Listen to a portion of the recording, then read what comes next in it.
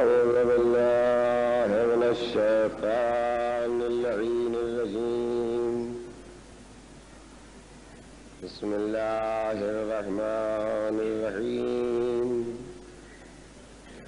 الحمد لله رب العالمين والعاقبة للمتقين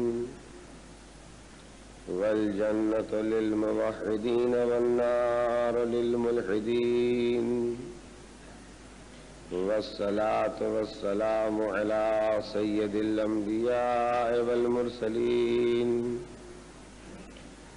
سيدنا ونبينا بالقاسم محمد وآله الطيبين الطاهرين المعصومين، واللعنة الدائمة على قاتليهم وغاصبي حقوقهم وأعدائهم إلى يوم الدين. أما بعد، فقد قال الله تبارك وتعالى وهو أصدق القائلين: بسم الله الرحمن الرحيم. فاسألوا أهل الذكر إن كنتم لا تعلمون. صلوات محمد.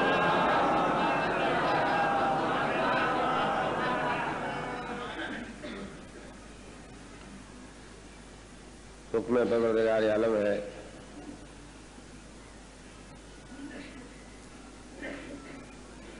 کہ تم اہل ذکر سے یعنی نبی اور اہل بیت علیہ الصلوۃ والسلام سے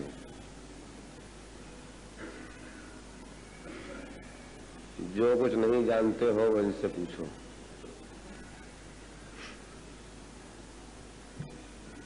میں نے قرآن مجید کے اس فقرے کے سلسلے میں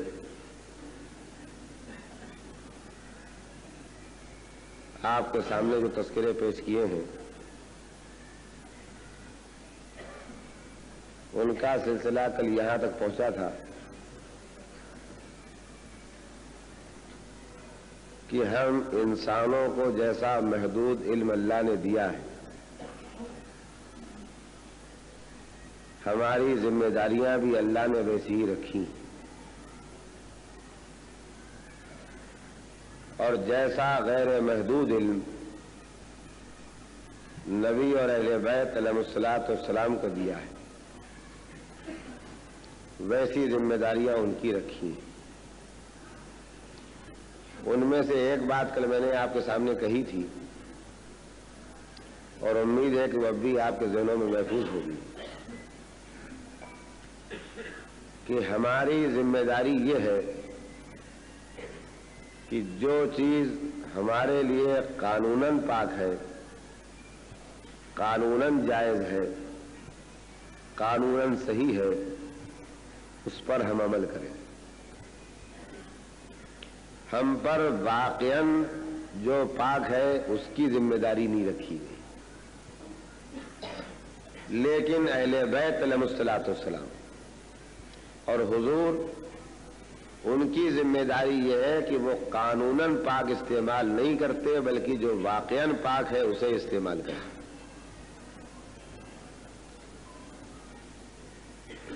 میں نے آپ کے سامنے علم ظاہر اور علم باطن کے سلسلے میں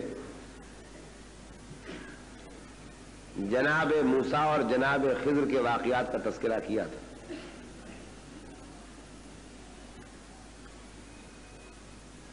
بات کل ہی کہہ دینے کے قابل تھی لیکن وقت میں گنجائش نہیں رہ گئی تھی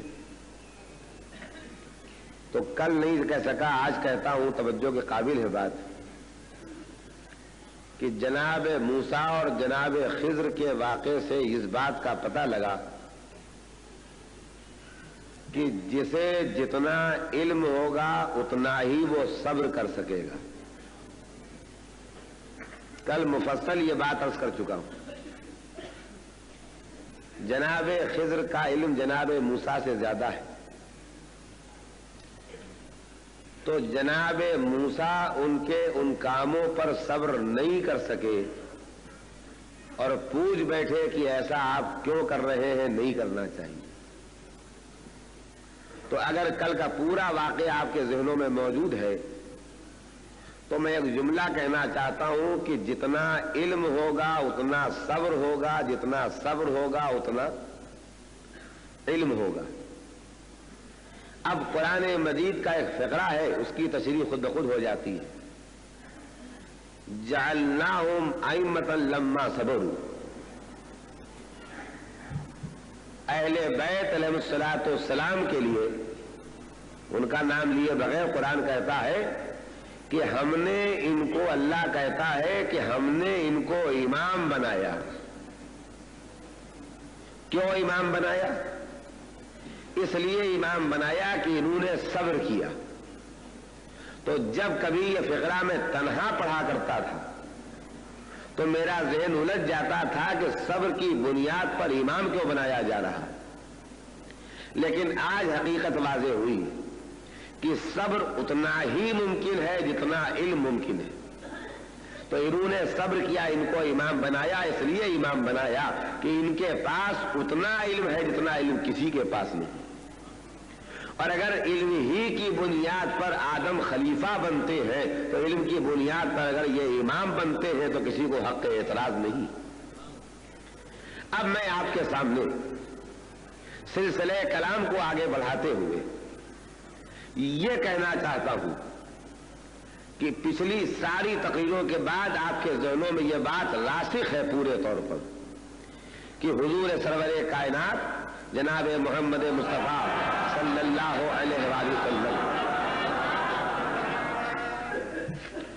اور ائمہ اہل بیت علیہ الصلوۃ والسلام کے پاس پیدائش سے علم ہے،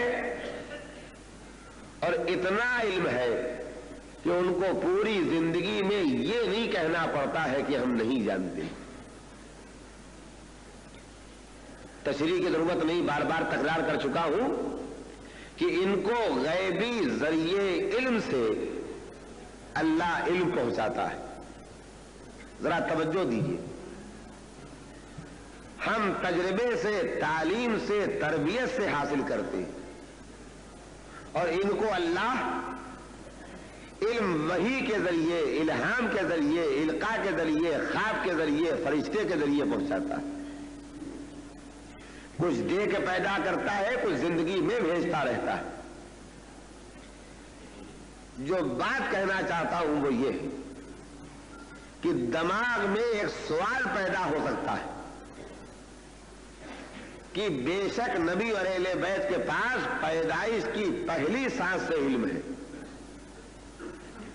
اور پوری زندگی اتنا علم ہے کہ ان کو نہیں جاننے کا لفظ نہیں کہنا پڑتا ہے۔ ذرا توجہ کیجئے، کس اعتراض کی طرف ذہنوں کو لے جانا چاہتا ہوں۔ مگر کوئی کہنے والا یہ کہہ سکتا ہے کہ ہم انسانوں میں اور نبی اور اہل بیت میں ایک جگہ جا کے مسئلہ الجھ جائے گا۔ وہ جگہ کون سی ہے؟ کہ ہم جاہل پیدا ہو کے علم حاصل کرتے ہیں۔ لفظ پر توجہ کیجیے، ہم جاہل پیدا ہو کے علم حاصل کرتے ہیں اور ان کو خدا علم دے دیتا ہے، تو کم سے کم علم حاصل کرنے کا شرف ہم کو حاصل ہے اور معاذ اللہ ان کو حاصل نہیں ہے۔ میں اعتراض سنا رہا ہوں، ابھی جواب نہیں سنا رہا ہوں۔ تو کسی دماغ میں بھی یہ بات آ سکتی ہے، ان کو بغیر محنت کے اللہ نے علم دے دیا، تو علم حاصل کرنے کا جو شرف ہے وہ ہم غیر معصوم انسانوں کو حاصل ہے، علم حاصل کرنے کا شرف آل محمد کو یا نبی کو حاصل نہیں۔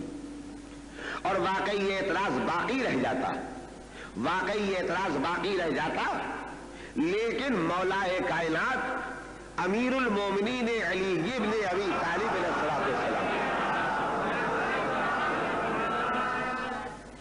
ایک حدیث ارشاد فرما کے اس مسئلے کو بالکل واضح کر دیا۔ پہلے حدیث سن لیجیے پھر میں تشریح کروں۔ نبی کے انتقال کا وقت ہے، آخری وقت ہے،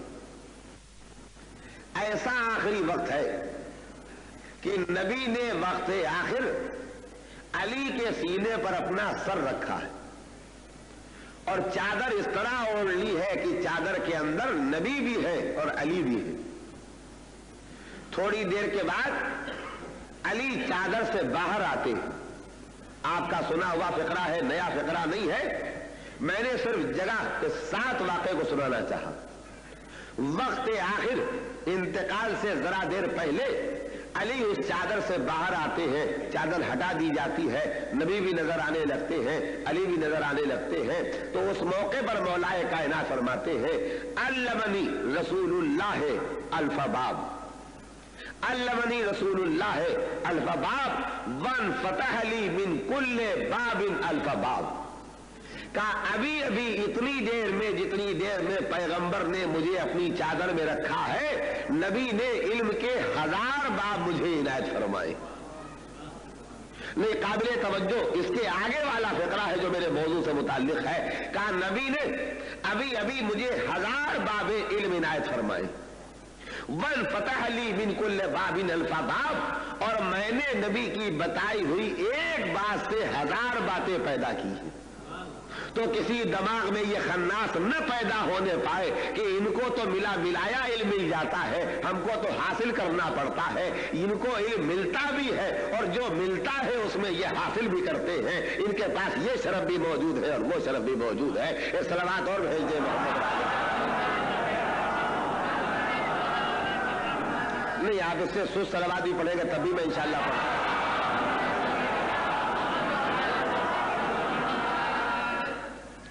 एक दूसरा एतराज भी जहन में आ सकता है किसी के। मैं जहां तक मेरी कोशिश है वो ये है कि मैंने जिस मौजू को मुसलसल 10 दिनों से शुरू कर रखा है, उस सिलसिले में जितने सवालात भी छोटे मोटे जहन में आ सकते हैं उनका हल आपके सामने पेश कर दूं, ताकि मेरे नौजवानों का जहन उलझने न पाए। अगर मौलाए कायनात ने यह न कहा होता कि अल्लमनी रसूलुल्लाह अल्फबाब वन फतह ली मिन कुल्ले बाबिन अल्फबाब, वक्त आखिर नबी ने मुझे 1000 बाबे इल्म इनायत फरमाए और मैंने एक से 1000 पैदा किए। एक जुमला कहता हूं, अगर कदर करें आप, जनाबे आदम को अल्लाह ने नाम बताए थे और चीजें पेश करके ये पूछा कि बताओ कौन सा नाम किसका है, तो जनाब आदम ने नाम के औसाफ देख के जिसका नाम था उस पर मुंतबिक कर दिया।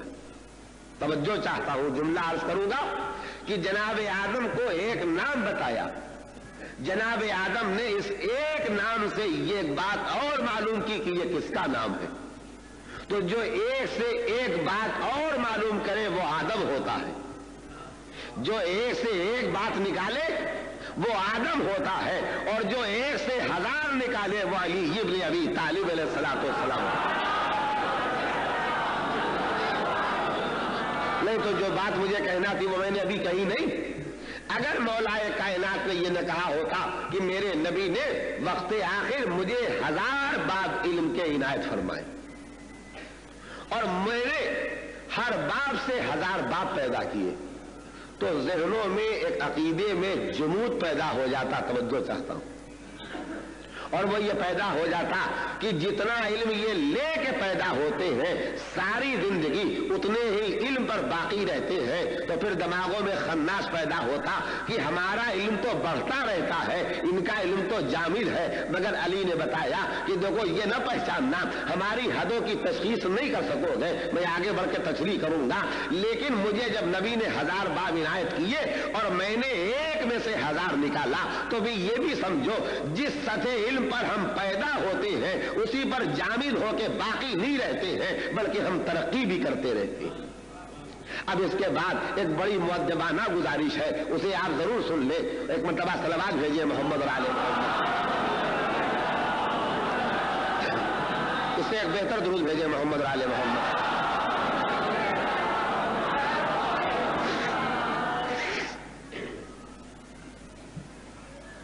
मैंने कल से आज तक आपके सामने एक जुमला शुरू कर रखा है कि जैसा इल्म हमें दिया गया है वैसी जिम्मेदारियां हमें दी गई, और जैसा इल्म उन्हें दिया गया है वैसी जिम्मेदारियां उन्हें दी गई। उनकी जिम्मेदारियों के सिलसिले में तो मैं कुछ अर्ज कर सकूंगा, कुछ नहीं अर्ज कर सकूंगा, लेकिन अपनी जो जिम्मेदारियां हैं उनमें से एक बात मेरे अजीजों तवज्जो के साथ सुन लीजिए। परवरदिगार आलम का एक एहसान है, बहुत तवज्जो के साथ सुने, जिंदगी में बहुत जगह काम देगी। परवरदिगार आलम का एक एहसान है हम बंदों पर कि उसने हम पर ईमान इजमाली वाजिब किया है, ईमान तफसीली वाजिब नहीं किया। जो समझ गए वो समझ गए, जो नहीं समझे उनको मैं समझाता हूं। यानी अगर किसी मुसलमान का सिर्फ इतना मुख्तसर इल्म है कि पैगंबर इस्लाम सल्लल्लाहु अलैहि वसल्लम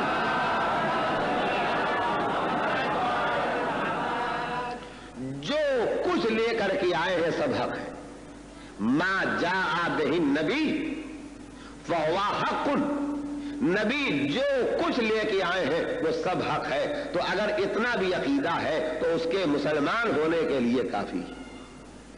उसके पास जरूरी नहीं है कि पूरी लिस्ट मौजूद हो कि नबी क्या लाए हैं और क्या नहीं लाए हैं, हराम की फेरिस्त क्या है और हलाल की फेरिस्त क्या है। तो बिमा जा बही नबी, नबी जो कुछ लेकर के आए उस पर हम यकीन रखते हैं। हमें मालूम है या नहीं मालूम है, लेकिन हम ये यकीन रखते हैं कि नहीं भी मालूम है जो लाए हैं वो हक है।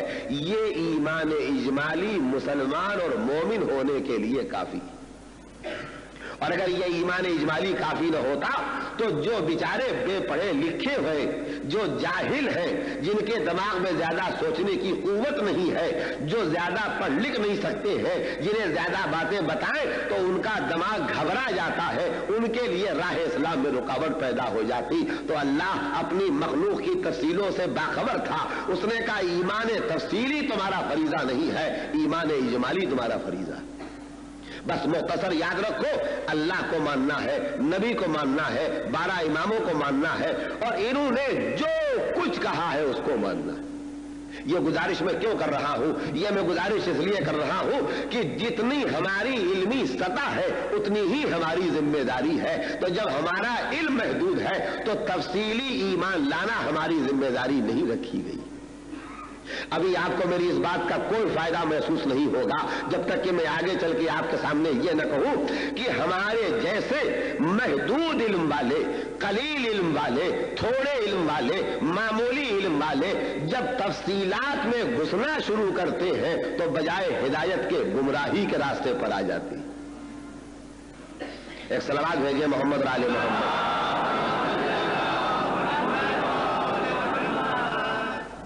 मिसाल में अर्ज करूं, मिसाल से बात जल्दी समझ में आ जाती। इल्म इजमाली क्या है कि नमाज वाजिब है, जैसे बताई गई है वैसे पढ़ो। ईमान इजमाली क्या हुआ? नमाज वाजिब है जैसे बताई गई है वैसे पढ़ो। अब ईमान तफसीली यह है कि 5 नमाजें क्यों रखी गई। ईमान तफसीली यह है कि सुबह की 2 रकत क्यों रखी गई। ईमान तफसीली यह है कि सुबह 2 रकत क्यों रखी गई है, जोहर में 4 रकत क्यों रखी गई है, बजाय सुबह के जोहर के वक्त 2 रकत होती और सुबह के वक्त 4 रकत होती। तो ये जितने क्यों हैं इनका ताल्लुक ईमान तफसीली से है, इनका ताल्लुक ईमान इजमाली से नहीं है। अल्लाह ने हमारी जिम्मेदारी ईमान इजमाली करार दी है, ईमान तफसीली नहीं करार दी है। क्यों?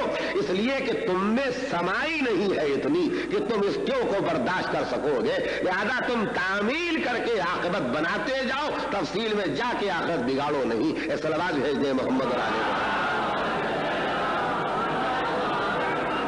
नहीं, मसला शायद ज़हनों में भी जगह न पा सका हो तो मैं मजीद एक वाक़े का सहारा लेता हूं। जनाब अबू ज़र ग़िफ़ारी अलैहिर्रहमा, जनाब अबू ज़र ग़िफ़ारी अलैहिर्रहमा जनाब सलमान फारसी के पास मिलने के लिए गए। इससे पहले भी आपने वाकया किसी न किसी जाकिर से सुना होगा, मैं भी तफसील से नहीं मुख्तसर सुनाना चाहता हूं। अबू ज़र ग़िफ़ारी जो ईमान के 9 दर्जे पर फायज है, जिनसे 1 दर्जा ज्यादा जनाब सलमान फारसी हैं जो 10 दर्जों पर फायज है। और मशहूर है कि जनाब मिक़दाद 8 दर्जों पर फायज है। तो जनाब अबू ज़र ग़िफ़ारी जनाब सलमान फारसी से मिलने गए। वहां जाके ये देखा कि चूल्हा जल रहा है, चूल्हा जल रहा है, पतीली खाली रखी है, और वो भी सीधी नहीं रखी है, औंधी और उल्टी रखी। सलमान फारसी से बातें करते रहे और अबू ज़र ग़िफ़ारी गौर करते रहे।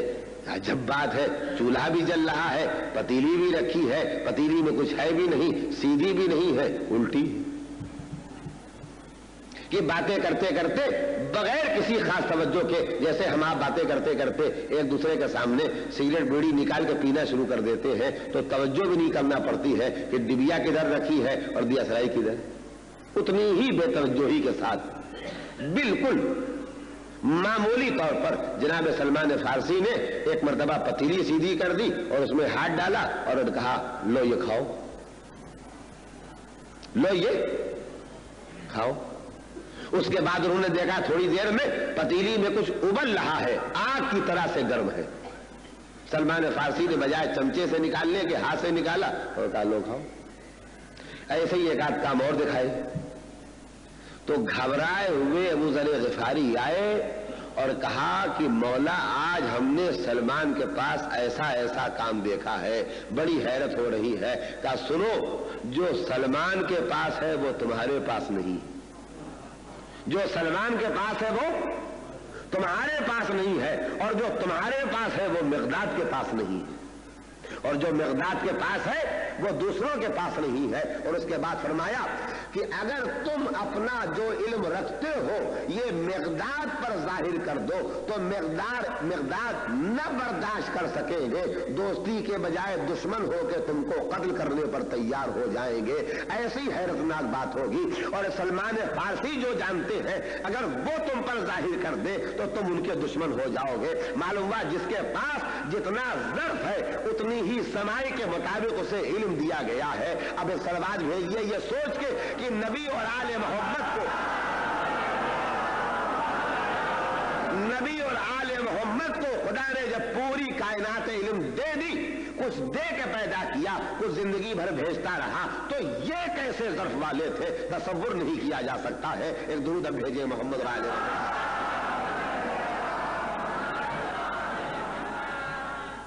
मैंने मना किया है, दरखास्त की है आपसे, उसके लिए मजीद गुजारिश करता हूं। मौलाए कायनात गिरफ्तार करके ले जाए जा रहे हैं। अच्छा, किसने गिरफ्तार किया है? मक्के में किसी ने गिरफ्तार नहीं किया, बुत परस्तों ने। खैबर के यहूदियों ने गिरफ्तार नहीं किया है। नजरान के ईसाइयों ने गिरफ्तार, किताब में लिखा वाकया है किसने गिरफ्तार किया है, पढ़ लीजिएगा। इतना मुख्तसर सुनिए कि मुसलमानों ने गिरफ्तार किया है और कायम होने वाली हुकूमत ने गिरफ्तार किया। और मैं एक जुमला कहूंगा, आप मुतवज्जे रहेंगे तो कीमत पहचान लेंगे। किसी ने भी गिरफ्तार किया है मगर किसी के बस में न था गिरफ्तार करना। अगर अली ने किसी मसलहत के लिए गिरफ्तार होना मंजूर न कर लिया होगा, अगर अली ने किसी दीनी मसलहत के पेशे नजर गिरफ्तार होना मंजूर न कर लिया होता तो दुनिया में कोई ऐसी ताकत वाला नहीं था जो अली को गिरफ्तार कर सकता। और इस बात को यही नहीं रखिए, जहां तक आपको तारीख आले मोहम्मद मिले वहां तक फैला ले जाइए। किसी मसलहत के लिए हुसैन ने प्यासा रहना गवारा किया था, वरना दुनिया में कौन ताकत थी जो हुसैन को प्यासा रख सके। किसी मसलहत दीनी के लिए सैयद सज्जाद ने गले में तौक पहनना गवारा किया था, वरना दुनिया में कौन था जिनके गले में तौक डाल सके। ये दीनी मसलहतें थी जिसके लिए 14-14 साल इमाम मूसा ने जाफर अलैहिस्सलाम ने कैद खाने में रहना गवारा कर लिया था, वरना दुनिया में कोई हिम्मत वाला था जिनको कैद खाने में रख सके। मैंने एक रस्ते पर डाल दिया है, बहुत से मसाइल आप खुद हल कर लेंगे। तो वाकया क्या सुना रहा था, क्यों के रास्ते पर जाने से मना करने के लिए क्यों गुमराही पैदा हो जाती है। हमारे पास वो इल्म नहीं है जो क्यों को हल कर सके। ईमान इजमाली का दामन मजबूती से पकड़िए और ईमान तफसीली जो हमारा काम नहीं है, हमारा हक नहीं है, हमारा मनसब नहीं है, हमारे लिए उसका हासिल होना मुमकिन नहीं है, उससे रुक जाइए ताकि गुमराही का रास्ता न पैदा होने। मसला अगर सख्त हो गया है तो अभी आसान हो जाएगा। तो मौला गिरफ्तार करके ले जाए जा रहे हैं। सलवात भेजे मोहम्मद और आले मोहम्मद।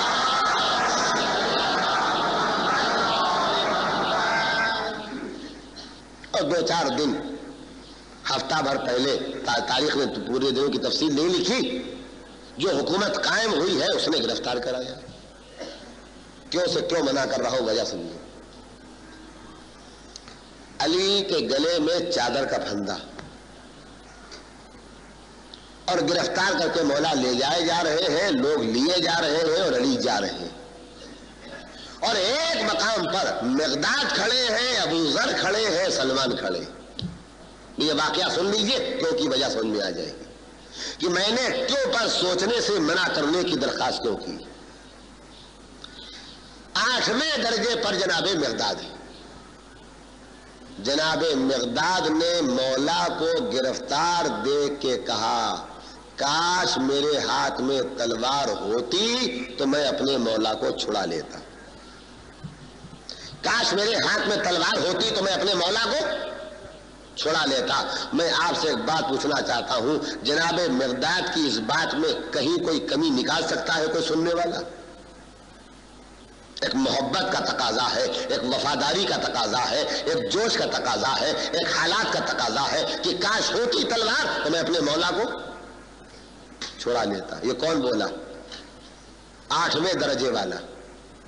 تو جناب ابو ذر غفاری نے کہا، مگر مقداد تم نے بات صحیح نہیں کہی، تم نے بات صحیح. ابھی میں نے آپ سے کہا تھا کہ دنیا میں کوئی سننے والا ایسا نہیں ہے جو مقداد کی بات میں کمی نکال سکے، مگر ابو ذر نے کمی نکالی. کہا مقداد تم نے بات صحیح نہیں کہی. کیا تم نے یہ نہ سوچا کہ ہمارا مولا ہماری تلوار کی مدد کا محتاج ہے؟ دیکھیے ہر ایک کی سطح علم الگ الگ ہے، حدیں پہچانیے. کیا تم نے یہ نہ پہچانا کہ مولا ہماری مدد کا محتاج نہیں ہے، ان کی مدد تو ہمیں چاہیے، ہم کو ہماری مدد انہیں نہیں چاہیے. اور اس کے بعد جناب ابو ذر غفاری نے کہا، مگر پتہ نہیں کہ کیوں مولا بد دعا نہیں کر دیتے کہ دشمن ہلاک ہو جائے. دیکھیے ابو ذر کی زبان پر کیوں آیا ہے کہ نہیں آیا ہے، ابو ذر کی زبان پر کیوں آیا ہے کہ نہیں آیا کہ مولا بد دعا کیوں نہیں کر دیتے کہ دشمن ہلاک ہو جائے. ہم سے دیکھا نہیں جاتا، ہماری مدد کی ضرورت تو نہیں ہے، وہ ایک مرتبہ بد دعا کا ارادہ کر رہے، سارے دشمن ہلاک ہو جائیں، آزاد ہو جائیں گے. سلمان فارسی نے کہا، ابو ذر خاموش، ابو ذر خاموش. یہ تم نے کیا بات کہی کہ مولا بد دعا کیوں نہیں کرتے؟ تم نے یہ کیوں نہ سوچا کہ صورتحال کو ہم سے تم سے مولا بہتر سمجھ رہے ہیں، لہذا جو مناسب سمجھ رہے ہیں وہ کر رہے ہیں، ہم کو ان کے کام کے بارے میں کیوں نہیں سوچنا چاہیے؟ اب آپ پہچانیے، جب ابو ذر ایمان کے 9ویں درجے پر فائز ہو کے ان کے بارے میں کیوں سوچنے کا حق نہیں رکھتے ہیں، تو پھر ہماری اور آپ کی کیا بساط ہے جو ان کے بارے میں کیوں کا سوال کریں گے، اور کریں گے تو گمراہی کے راستے پر آ جائیں گے. ایک درود بھیجیے محمد علیہ. صلوات میں ذرا زور تو لگائیے.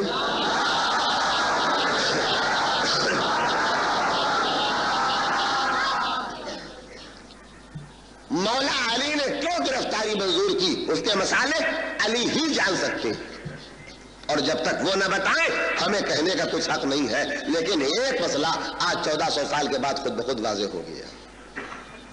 اور سن لیجیے میرے نوجوانوں، تم سن کے یاد رکھو، کبھی لوگ تم سے پوچھیں گے تو تمہارے پاس جواب موجود رہے گا. آج کتابوں میں لکھا ہوا ہے علی گرفتار کر کے لے جائے گئے، اور جب گرفتار کر کے لے جائے گئے تو علی نے دربار حکومت میں پہنچ کے سوال کیا، تم نے مجھے کیوں گرفتار کیا؟ جرم تو بتاؤ، مجھے کیوں گرفتار کیا؟ تو ذمہ داران حکومت نے کہا کہ تم نے چونکہ بیعت نہیں کی ہے لہذا گرفتار کیا. مولا کی مصلحت بیان کرنے کا مجھے حق نہیں ہے، لیکن مولا ہم شیعوں کے دلوں پر سے ایک بوجھ ہٹا گئے کہ کل قلم چلیں گے، کتابیں لکھی جائیں گی اور یہ لکھا جائے گا علی نے حکومت کے ہاتھ پر بیعت کر لی تھی. تو کتابوں میں جب میری گرفتاری کا ذکر آئے گا تو دنیا کے سامنے تم کہہ سکو گے اگر بیعت کی ہوتی تو گرفتار کیوں کیے گئے ہوتے. یہ گرفتاری ثبوت ہے کہ بیعت نہیں کی تھی. سلام ہے کہ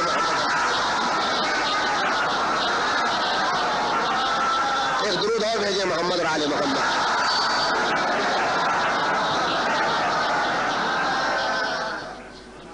تو میں जिस मंजिल तक ले आया था आपके ज़हनों को, वो ये थी कि अगर मेरे छुपे हुए 5 ऐब खुदा न खास्ता मैं करूं और आपको मालूम हो जाए तो आप सूरत देखने के रवादार नहीं है। अब ज़र्फ़ आले मोहम्मद पहचानिए, ज़र्फ़ आले मोहम्मद पहचानिए। भाई ईमान इजमानी रखिएगा, ईमान तफसीली में न जाइएगा। जिस दिन ज्यादा, नमूना मैं एक पेश किए देता हूं, इस नमूने से मिलते जुलते जितने नमूने हो उन सबको आप ढूंढ लीजिएगा। जिस दिन ज्यादा से इमाम हसन ने निकाह किया था, मालूम था ये मेरी कातिल बनने वाली। जब इमाम के पास इल्म है तो इमाम हसन जानते थे कि ये मेरी कातिल बनेगी, ये मुझे जहर देगी। यकीन मानिए 20 साल की दोस्ती के बाद अगर मालूम हो जाए इन्होंने हमारी पुलिस स्टेशन में शिकायत की है तो आते ही आते झगड़ा हो जाएगा। जनाब दोस्त बनते हैं आप, अजीज बनते हैं आप, चचा बनते हैं, भतीजे बनते हैं, और पुलिस स्टेशन में हमको पकड़वाने के लिए जाकर रिपोर्ट लिखाई है। हंगामा खड़ा हो जाएगा। आप यकीन मानिए इतना बड़ा हंगामा खड़ा हो जाएगा कि दोनों तरफ समझाने वाले पकड़ते रहेंगे और झगड़ा होता रहेगा। और एक बात और आपको सुना दें, अगर किसी को लड़ते देखिए और आप चाहते हैं कि लड़ाई जल्दी खत्म हो जाए तो छुड़ाने की कोशिश न कीजिए।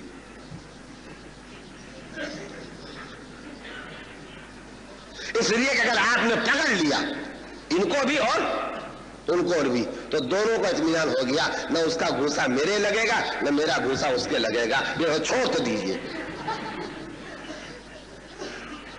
और जब छोड़ दीजिएगा तो आगे बढ़ के कदम रुक के खुद पूछेंगे कहिए क्या कहते, तो खैर वो बात कहीं से कहीं निकल जाएगी।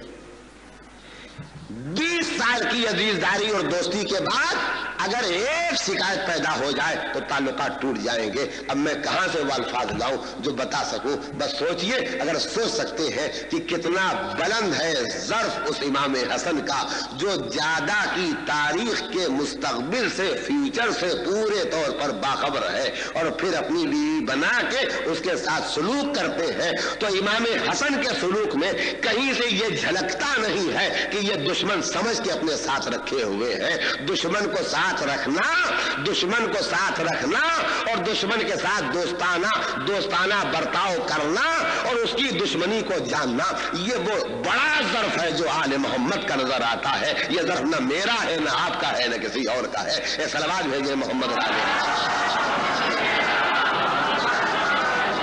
हमने फिक्रा कहा शायद जाया चला गया, मैं फिर उसी को दोहराऊंगा चाहे जाया चला जाए, कि मैंने ज्यादा का एक नमूना पेश कर दिया। यानी मासूम की, इमाम की, हादी की बीवी जो दुश्मन है हादी की, तो अगर इमाम की बीवी इमाम की दुश्मन हो सकती है तो किसी की बीवी भी किसी की दुश्मन हो सकती है। अब यहां पर कोई बिगड़ेगा नहीं, इसलिए कि मैंने इमाम हसन की बीवी का तस्करा किया है तो मैंने नमूना एक पेश कर दिया है। इस नमूने से जितने नमूने मिल जाएं साचे में सब फिट कर लीजिएगा। अब जी लग जाए सलवात पढ़ लीजिए।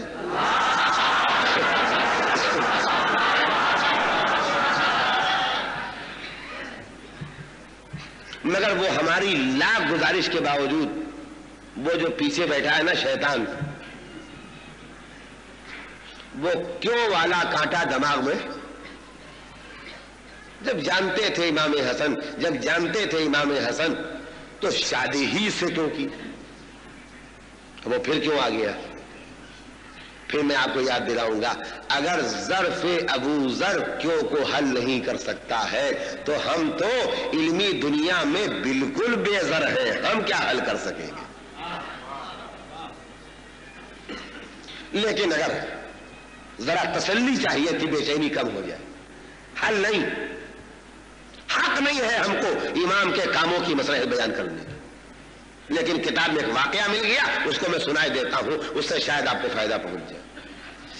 हुजूर सरवरे कायनात जनाब मोहम्मद मुस्तफा सल्लल्लाहु अलैहि वसल्लम, मैंने एक नमूना पेश किया है, उस नमूने के जितने मिलते जुलते नमूने हैं सब दिमागों में जमा कर लीजिएगा, तब सुनने का मजा आएगा। आ गए नमूने? आ गए? अच्छा। मतलब स्टॉक हो जाए ना तो हम बात आगे बढ़ाएं। पैगंबर एक यतीम पालते थे, यानी बहुत से यतीम थे नबी की परवरिश में, मगर एक नबी के पास एक यतीम था, और वो यतीम ऐसा यतीम था कि जितनी मुमकिन अजियत और तकलीफ हो सकती थी वो पैगंबर को तकलीफ पहुंचाता था। नबी यतीम समझ के पाल रहे मोहब्बत से, और ये क्या काम कर रहा, तकलीफ। यानी मैं उर्दू में कम से कम इतनी कह सकता हूं कि नबी ने गोया एक यतीम नहीं पाला था, एक बिच्छू पाल लिया था, इसलिए कि बिच्छू का काम क्या है, इरादे के बगैर डंक मार देना।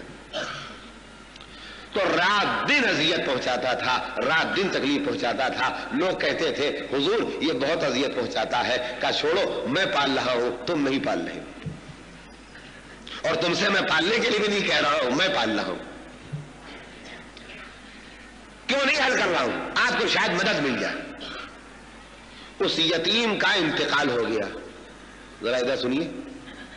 उस यतीम का इंतकाल हो गया तो पैगंबर उसके इंतकाल पर बहुत रोए। आज लोग कहते हैं कि मरने वाले पर रोना बिदअत है, और कल किताब में ये लिखते हैं कि यतीम के मरने पर नबी बहुत रोए। अब इसे सही मानो कि उसे सही मानो, बहुत रोए। इतना गैर मामूली गम मनाया उसके मरने का कि लोगों ने पूछा कि हुजूर हमारी समझ नहीं आता, उसने सताने की हद नहीं छोड़ी और आपने गम करने की हद नहीं छोड़ी, हमारी समझ में ये बात नहीं आती।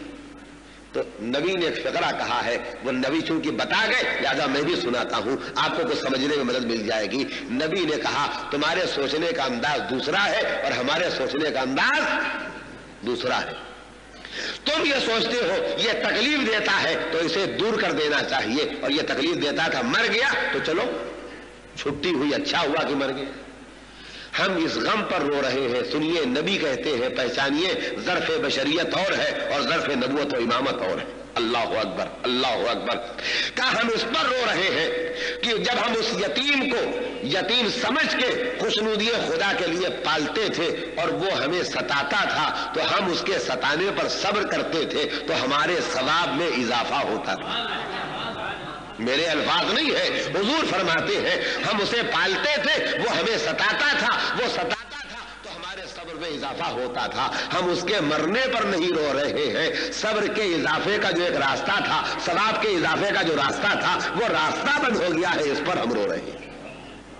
तो मैं समझता हूं अगर इस वाक़े के साथ मैं एक जुमला इतना और बढ़ा दूं कि अब नबी और इमाम चुन चुन के उनको अपने करीब बुला लेंगे जो नबी के सताने का जरिया बनते जाएं। ये ज्यादा सताते जाएंगे, ये ज्यादा सताते जाएंगे, उनका सवाब बढ़ता जाएगा। अब अजीजों न गौर कीजिएगा कौन कैसा तक क्यों करीब बुला लिया था, इजाफे सवाब के लिए बुला लिया था। जो कहा है वो कहा है, जो नहीं कह सका हूं उसे समझ लीजिए। ये सरवाज भेजिए मोहम्मद। बस गुंजाइश होती तो मैं और आपके सामने तस्करा करता, लेकिन आज मैंने बात यहां तक पहुंचा दी है। कल इंशाअल्लाह इसकी आगे बात बढ़ाऊंगा कि ये इनका ज़र्फ था, ये इनका ज़र्फ था कि इंसानों के हालात से बाखबर हो के भी उनसे वैसा बर्ताव करते थे जैसे हालात से न जानने वाला बर्ताव करता है। बस जानने के बाद न जानने वाला बर्ताव कर सकने वाला कलेजा नबी के पास था और आले मोहम्मद के पास था। और कोई हैरत की बात नहीं, कोई हैरत की बात नहीं है इसमें। आपको कोई हैरत इसलिए नहीं होगी, मैं एक आध वाकया याद दिला दूंगा। इब्ने मुलजिम के कत्ल करने के बाद जब कातिल गिरफ्तार करके लाया गया है तो मौला गश में थे, और जैसे ही अली इब्ने अबी तालिब अलैहिस्सलाम की आंख खुली, आपने अपने कातिल को बैठे देखा तो पहला फिक्रा जो फरमाया है वो क्या है सुनिए। जो लोग पकड़ के लाए थे, क्योंकि लड़ा था, कुश्ती की थी, तलवार चलाई थी, बड़ी मुश्किल से काबू में आया था, तो लोग जब बांध के लाए थे तो जरा सख्ती से उसके बाजू बांध दिए थे। पहले ही नजर में देख के कहा बातें तो बाद में होगी, पहले इसके बाजू की रस्सी ढीली कर दो। تو جو عالم قتل میں ہے، ابھی زخم لگا ہے، ابھی زخم سے خون بہ رہا ہے، ابھی زہر پھیل رہا ہے، ابھی تکلیف میں اضافہ بڑھتا جا رہا ہے، اور قاتل سامنے موجود ہے اور دیکھ کے اس کی تکلیف نہیں دیکھی جاتی، ان کے ظرف حلم کو میں کیا سنا سکتا ہوں اور آپ کیا سوچ سکتے ہیں؟ بس ایمان اجمالی ہی ہو سکتا ہے کہ جیسے یہ تھے ہم نہ سمجھ سکتے ہیں نہ سوچ سکتے ہیں۔ بات آگے بڑھی، علی ایک گلیم میں چادر میں لٹا کے مسجد سے گھر لے آئے گئے۔ اتنا خون بہ گیا تھا، اتنا خون بہ گیا تھا کہ جسم مبارک کا رنگ زرد ہو گیا تھا۔ معلوم ایسا ہوتا تھا کہ جیسے جسم اقدس میں خون باقی ہی نہیں رہ گیا، جیسے کسی نے ہلدی ملدی ہو، اتنا زرد رنگ ہو گیا تھا۔ آپ صدیوں کے بعد سن کے بے چین ہوئے، آپ صدیوں کے بعد سن کے بے چین ہوئے تو ام کلثوم اور زینب دیکھ کے کتنی بے چین ہوئی ہو۔ سوچے اور جب دیکھ کے بے چین ہوئی ہوگی تو جتنا باپ کے لیے محبت نے بے چین کیا ہوگا اتنا ہی اس شقی، اس ظالم، اس قاتل کے لیے نفرت کا چشمہ بھی موزن ہوا ہوگا، نفرت کا لاوا بھی امڈا ہوگا۔ محبت نے بے چین کیا۔ چھوٹی بیٹی جناب ام کلثوم گئی اور ایک پیالے میں دودھ لے کے آئی، تھوڑا دودھ پیا اور اس کے بعد کہا کہ بقیہ دودھ میرے قاتل کو پلا دے۔ تو جو موت کی گود میں پہنچ کے اپنے قاتل کو دودھ پلوا سکتے ہیں، وہ اگر زندگیوں کی پوری تاریخ سے باخبر ہو کے ساتھ رکھے تو یہ انہی کا ظرف ہے، ہم کو ان کے بارے میں سوچنے کا حق نہیں۔ بس میں نے بات تمام کی اور وہ جگہ آ گئی جس تذکرے تک مجھے آنا تھا۔ زخمی ہونے کے بعد اور شہادت تک علی نے پوری جو غذا کی ہے وہ 3 مرتبہ دودھ پیا ہے بس۔ 19 کی صبح کو زخمی ہوئے، 21 کی رات کو آپ نے شہادت پائی، اس پورے عرصے میں صرف 3 مرتبہ دودھ پیا ہے، اور دو مرتبہ اس طرح پیا کہ جس پیالے میں دودھ آیا تھوڑا پی کے بقیہ قاتل کو بھیج دیا، اور جب تیسری مرتبہ آیا تو پیالے میں جتنا دودھ تھا سب نوش فرمایا، اور سب نوش فرمانے کے بعد کہا بیٹا حسن میں نے سب دودھ پی لیا ہے، تو جتنا دودھ مجھے پلایا ہے اور جیسا دودھ تم نے مجھے پلایا ہے اتنا ہی دودھ اور ایسا ہی دودھ میرے قاتل کو بھی بھجوا دو۔ اور اس کے بعد فرمایا کہ بس زندگی میں جو میری آخری روزی تھی وہ مجھے مل گئی۔ ہم آپ بھی اس فقرے سے مطلب سمجھ گئے کہ علی اپنے مرنے کی خبر دے رہے ہیں، تو علی کے گھر والا کون ہوگا جو علی کے مرنے کی خبر کو نہ سمجھ گیا؟ میں اس مرحلے تک تذکروں کو کیوں لایا ہوں؟ میں اس مرحلے تک تذکروں کو اس لیے لایا ہوں کہ ایک ذرا سی بات جو آپ روز سنتے ہیں اسے سنا دوں اور پھر آج کی رات کے تذکرے تک آ جاؤں۔ امام حسین علیہ السلام کے حوالے جناب عباس کو یہ کہہ کے کیا تھا حسین عباس تمہارے حوالے، اور عباس سے پلٹ کے کہا تھا میرے بعد حسین کو بھائی نہ سمجھنا، میری جگہ پہ سمجھنا۔ یہ کیوں تھا؟ یہ اس لیے تھا کہ علی کا دل چاہتا تھا میری ایک تصویر ہو، میرا ایک نمائندہ ہو، میری طرف سے ایک شرکت کرنے والا ہو جو کربلا کے میدان میں شرکت کرے۔ بس یہاں تک میں اس لیے لایا کہ میں آپ سے ایک لفظ کہہ سکوں۔ अगर अली के दिल में ये तमन्ना पैदा होती है कि एक मेरा नुमाइंदा हो जो करबला में आशूर के दिन मेरे हुसैन के काम आए, तो मैं आपसे पूछना चाहता हूँ, क्या नबी के दिल में ये तमन्ना न पैदा हुई होगी कि एक मेरा भी कोई नुमाइंदा होता, एक कोई मेरा भी नुमाइंदा होता जो करबला में कल मेरे हुसैन के काम आता? मुझे नहीं मालूम लफ्जों में नबी ने कभी ये कहा या न कहा, मगर मेरा दिल कहता है कभी अपने खुदा से कहा होगा, कभी अपने खुदा से कहा होगा। एक दिन नबी का नुमाइंदा हुसैन की गोद में आ गया। इस आने वाले नुमाइंदे का नाम था अली अकबर। और जब आशूर के दिन जनाब अली अकबर को इमाम हुसैन अलैहिस्सलाम ने रुखसत फरमाया है तो हुसैन रोते जाते थे, अकबर को लिपटाते जाते थे, हुसैन रोते जाते थे, अकबर को चूमते जाते थे, हुसैन लिपटाते जाते थे और अकबर को रुखसत करके रोते जाते थे और ये कहते थे, पालने वाले जब से नाना का इंतकाल हुआ था हम नाना की ज़ियारत से महरूम हो गए थे, मगर करीब तेरा एहसान था जिस दिन से हमारी गोद में ये बच्चा आ गया था, तो जब मुझे नाना याद आता था मैं अकबर को देख लिया करता था, जब नाना से लिपटने को जी चाहता था मैं अपने लाल को लिपटा लेता था, जब नाना की खुशबू सूंघने को जी चाहता था मैं अकबर को प्यार कर लेता था। पालने वाले अब तेरी राह में मेरा अकबर जा रहा।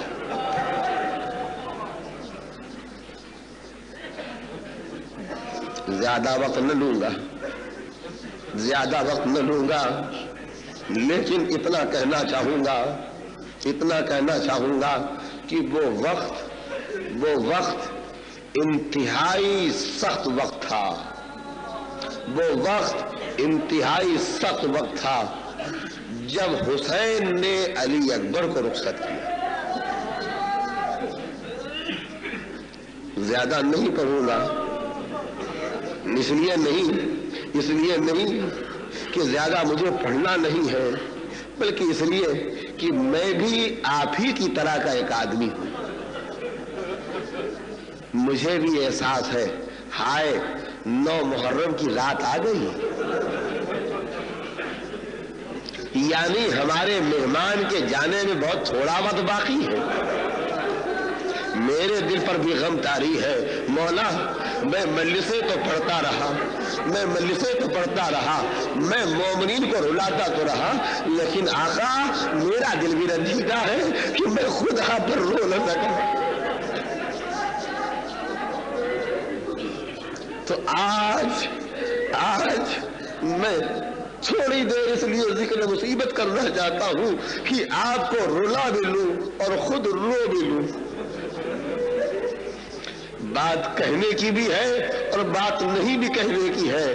अजीजों, जो मौका मिल जाए, मेरा भी फरीजा है कि रो लूं, आपका भी फरीजा है कि रो ले, इसलिए कि किसे मालूम है अगले साल कौन जिएगा कौन नहीं जिएगा। यही मुगल मस्जिद गवाह है कि कुछ मोमिनीन 5 साल यहाँ बैठ के हुसैन को रो रहे थे, आज वो दुनिया से उठ गए हैं। तो मैं तो एक ही बात कहा करता हूँ, पालने वाले अज़ाए हुसैन में ये हमारी अज़ा को आखिरी अज़ा न करार देना, जब तक हमें जिंदा रखना, हमें तौफीक देना कि हम तेरे मजलूम हुसैन का मातम करते रहें। और मालिक जब तेरी मर्जी हो जाए कि तू हमें मौत दे दे, तो इतनी इजाजत देना कि मरने के बाद जब मजलिसें हो तो हमारी रूहों को इजाजत दे देना कि हमारी रूहें मजलिस में आके शरीक हो सके।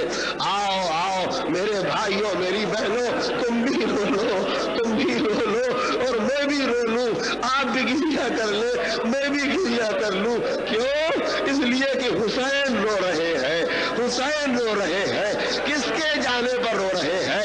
18 साल के अकबर के जाने पर रो रहे हैं, उसके जाने पर रो रहे हैं कि एक मर्तबा जब अकबर को कलेजे से लगा के रुखसत किया, तो रुखसत करने के बाद आसमान की तरफ नजर उठाया, वहां नजर उठाई और कहा, पालने वाले तू गवा रहना, अब उनसे भेज रहा हूं जो सूरत में, जो सीरत में, जो रफ्तार में, जो गुफ्तार में तेरे नबी के साथ मुशाबिह थे। अजरुकुम अल्लाह, अजरुकुम अल्लाह।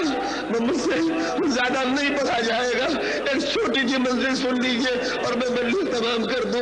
मेरी जुबान पर एक फिक्रा आया था, वहीं तक मैं अभी रुका हुआ हूँ कि हुसैन बहुत बेचैन हुए, बहुत बेचैन हुए जब अली अकबर को रुखसत किया।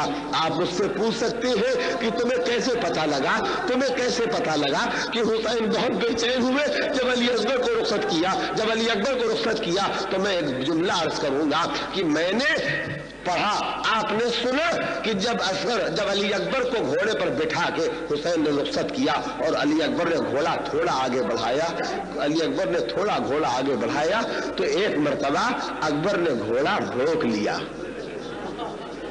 अकबर ने घोड़ा रोक लिया। क्यों रोक लिया, क्यों रोक लिया, क्या सुन सकेंगे आप? इसलिए रोक लिया, इसलिए रोक लिया कि अकबर के कान में आवाज आई जैसे कोई गिर पड़ा। अकबर के कान में आवाज आई जैसे कोई गिर पड़ा।